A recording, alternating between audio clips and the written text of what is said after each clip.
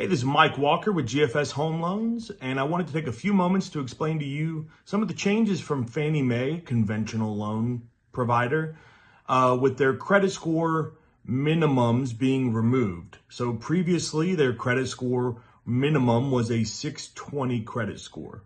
Now, I'll be honest, in the past, it was very difficult to get a loan approval at a 620 credit score. But there's been a few things that they have made changes leading up to this that can affect some approvals that may happen at or below a 620 credit score. We do not expect that we're going to get loan approvals at a 500 credit score, a 550 credit score. Those seem unlikely in most scenarios.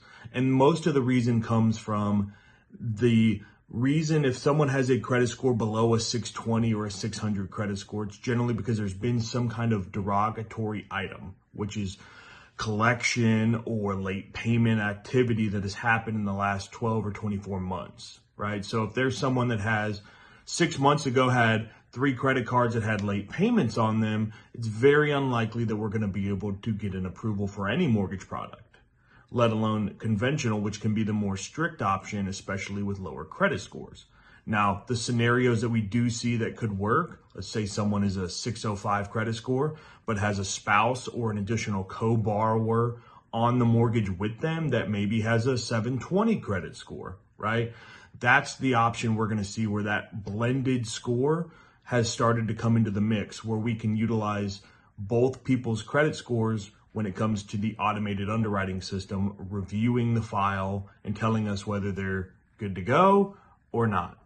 So at the end of the day, that's the biggest factor we see is probably utilizing blended scores. The second option that we will see is someone that has maybe still a lower score on the rating scale. Maybe they're still hovering around 600, 605, and had some late payments, but it's been a couple of years since they've had any late payments and they have a clean payment history. That person is probably going to need a significant down payment, and by significant, probably greater than 25 or more percent.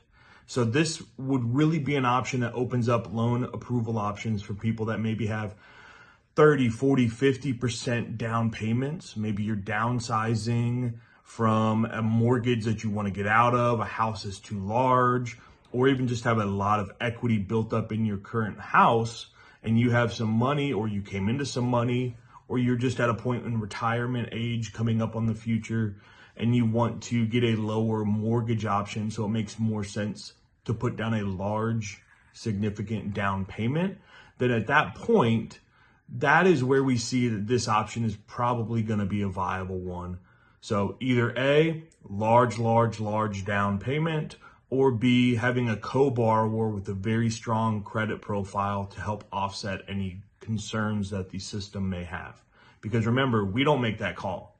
The system is running your credit, it's running your income, it's looking at all of those details, seeing what your debt to income ratio is, how much cash you have in the bank, what's your down payment percentage. There's a lot of factors that go into this. But remember, the pricing will still be based off of the lower credit score. So just because conventional may be an option doesn't mean it always is the best option for you. So call me anytime, 470-360-1338.